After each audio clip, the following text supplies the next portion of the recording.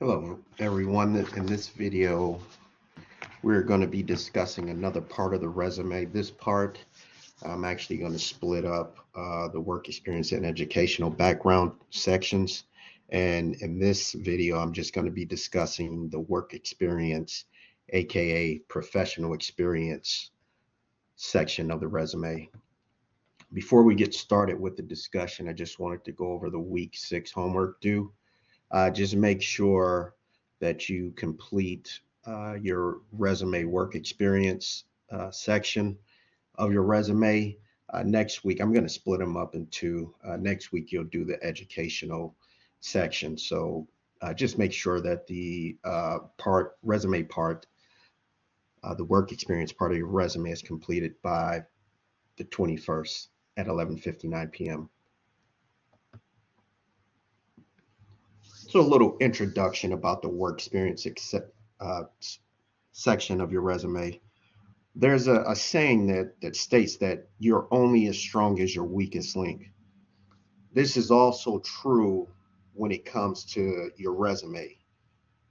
A weak or inferior section of your resume can stand out, and it could possibly be a deal breaker with you getting an opportunity that you're trying to get, or an interview, whether it's an interview, a business deal, or just to be able to get your foot in the door.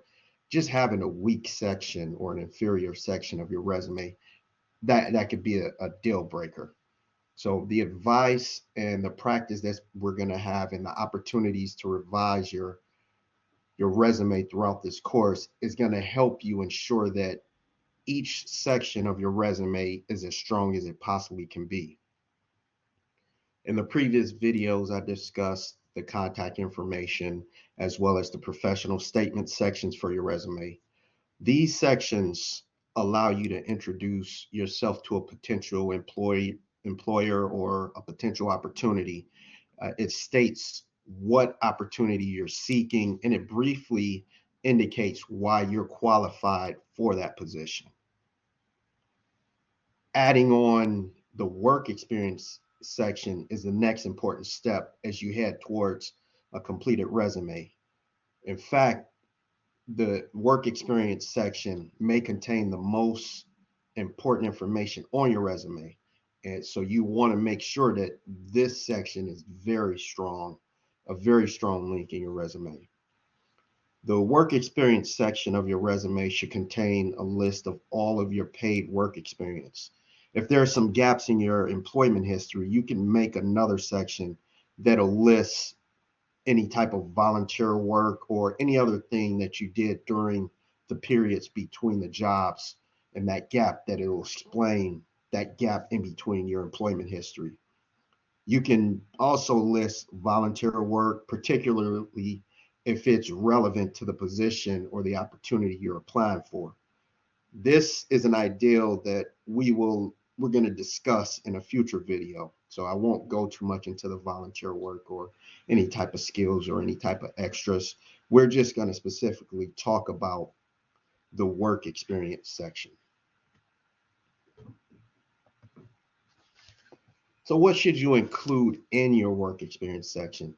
And in this section, you should list the name of the organizations that you work for or companies. You should list the city and state where they were located, the positions you held while you worked there, the dates and the years, or the month and the year. You can keep it with the month and the year that you worked there, and a bulleted list of tasks that you completed at the company. So the formatting of the information, it can change a bit depending on whether you're doing a chronological or functional resume. As I previously discussed in a video about the differences between the functional resume and the chronological resume, the functional resume pretty much focuses on any type of transferable skills that you gained or displayed in previous employment that you can bring into a new job or into that new employer or into that new opportunity. A chronological resume, on the other hand, it lists the jobs you've had in order, stating with the most recent and going backwards in time. Now, this course, we're pretty much going to be working on the chronological and not the functional resume. So anytime we discuss a resume, just know that we're talking about the chronological resume. Although the formatting may be different, there are some standard tips that I like to give my students. The first tip is to avoid starting the items in your bulleted list with the word I instead of start the information with, you want to start it with the action verb. An example of this would be, instead of saying I created lesson plans based on state standards, if you were a teacher or an instructor, you want to use some wording more like created lesson plans based on state standards. As in the case with the other sections of your resume, don't be afraid to tailor your work experience section to the specific opportunity you're applying for. Some of your previous jobs may impress potential employers for certain positions, but not others. An example of this, if you're going for a sales job, instead of writing just that you boosted sales by 15%, that sounds great and all for a sales job, but if you're going for a managerial position, you might want to use something where you say you want to focus more on phrases like you headed a sales team, or you were the top sales associate, or something like that, where you just have to change it based on the opportunity that you're going for. Another tip is to use the job posting for the job you're applying for. This will help you see what type of skills or experiences the employer might be looking for. You can then think about some of your experiences and some of your skills that might fit with those desired traits and determine how you could phrase it in your resume to showcase those abilities. An example of this, if the job posting mentions the successful candidate being able to multitask, you want to highlight the ways in which you juggle different tasks simultaneously in a work environment. It doesn't matter whether you had to do it in a fast food job or administrative assistant or retail work. Just show that employer you have that skill. You have the ability to multitask.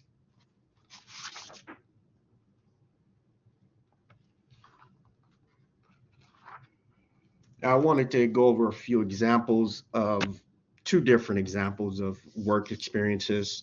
The first example, as you can see, it lists part-time. So my guess is that maybe the person is looking for more of a part-time work. You see a website of the company that the person worked at, along with the state. You see their job position. You see the time that they worked there. They didn't use a month, but they did include the year, and it says that it's going into present, and that's fine if you don't want to include the month. If you kind of don't want to put it on there, it's fine. Just make sure you include the years that you worked at that certain position or opportunity. And you see the task, what they were expected to do, and then you have those bulleted points. You don't see anywhere on here where it says I in the bulleted task. Now, the second example, you see the job position, the company, the state. This person used March 1999 as the date. They actually used a month and the year, and they're currently at that position.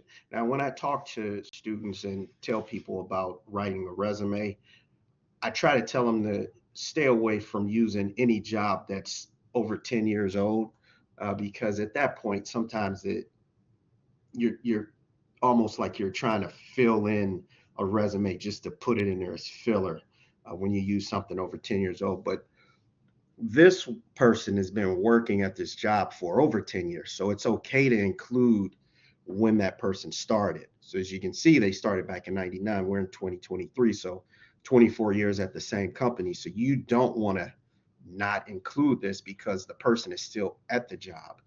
And then it goes over some of the tasks that they had, and then under there there's some bulleted points where you have their accomplishments. This is good to list some of your accomplishments as well as some of your duties. Always do that, but make sure it fits what the job or the opportunity that you're trying to get to.